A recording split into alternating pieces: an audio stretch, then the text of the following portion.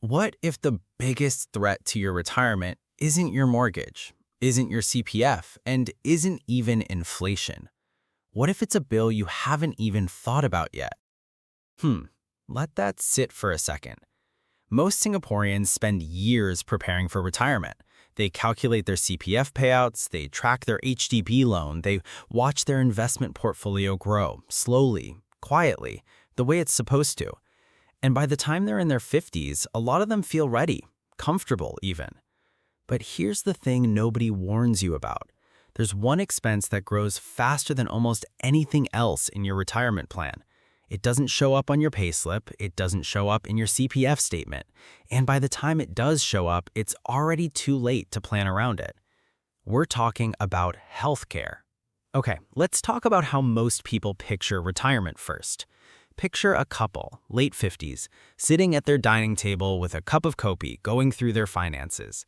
The HDB loan is finally paid off, their kids have moved out, their CPF looks decent. They breathe out, relieved, and think, we made it, the hard part is over. That's the story most people tell themselves. But there's a quiet assumption hiding inside that relief. The assumption that once the big monthly expenses disappear, life gets cheaper. Mortgage, gone. Kids' school fees, gone. Car loan, maybe gone too. So retirement should feel lighter, right? Except it doesn't work that way. Not for long. Because right around the time your housing costs disappear, a new expense quietly starts climbing in the background, and it climbs a lot faster than most people expect. Healthcare. Here's the big idea for today. Healthcare doesn't just add a small extra cost to retirement. In many cases, it replaces housing as the single biggest expense a retiree faces. Not medication here and there, not the occasional clinic visit. We're talking about a structural shift in where your money goes after 65. And once you understand why this happens and how fast it happens, you'll look at your retirement plan completely differently. Okay, let's break this down properly. Think about your body like a machine that's been running for 6 decades. For most of your life, that machine mostly repairs itself. A bit of rest, some paracetamol, maybe a GP visit twice a year. Cheap, manageable, predictable. But somewhere past 60, and especially past 65, that machine starts needing more than routine maintenance. Not because anyone did anything wrong, just because that's how bodies work. Joints wear down, organs slow down, immune systems become less efficient, and the visits to the doctor stop being occasional, they become regular, sometimes frequent. Now, picture the actual list of costs that starts appearing. Specialist visits, not your neighborhood GP anymore, but cardiologists, orthopedic specialists, and other consultants who charge significantly more per visit. Medication, not a $5 course of antibiotics, but long-term prescriptions for chronic conditions like diabetes, high blood pressure, or high cholesterol. Ongoing, monthly, for years. Long-term care. This is the one people underestimate the most.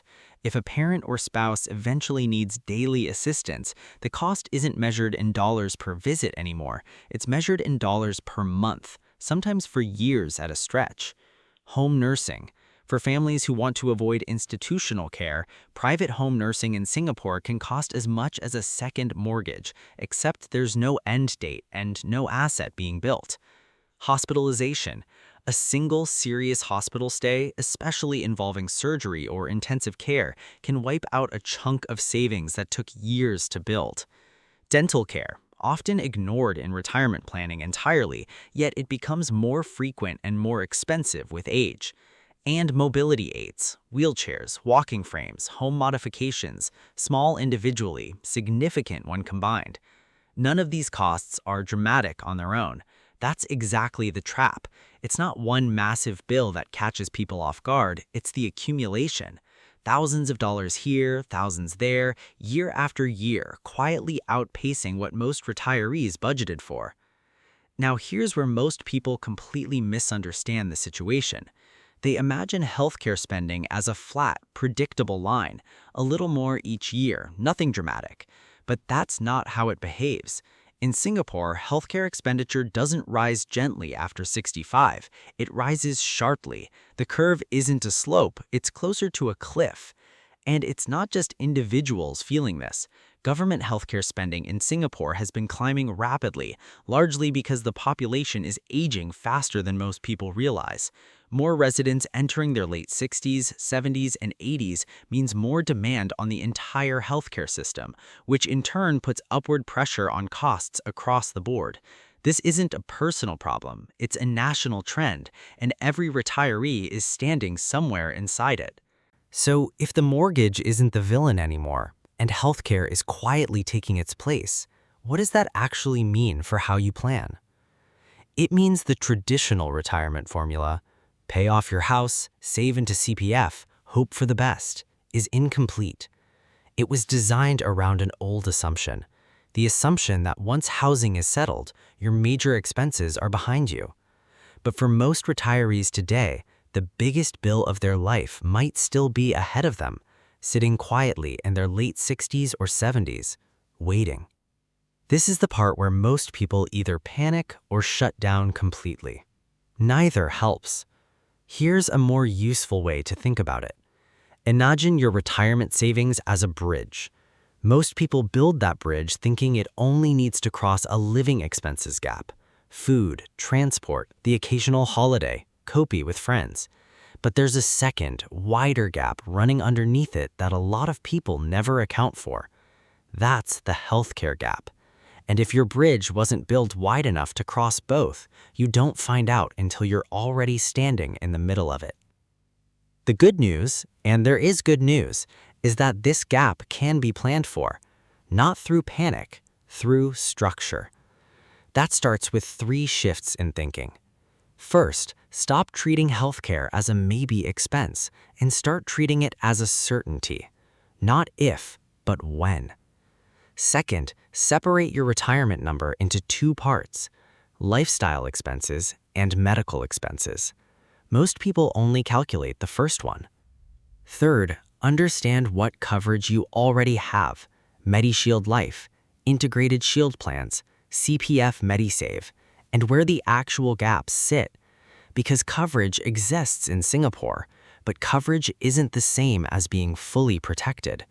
There are limits, exclusions, and out-of-pocket portions that most people never read closely until they're forced to. None of this requires being wealthy. It requires being aware early enough to actually do something about it. So let's bring this back to where we started. The mortgage isn't the finish line of financial stress. It's just the first hurdle. The real second half of the race, the one almost nobody trains for, is healthcare. And the retirees who go into their 60s and 70s with a plan for that second half aren't the luckiest ones. They're just the ones who saw the curve coming before it became a cliff.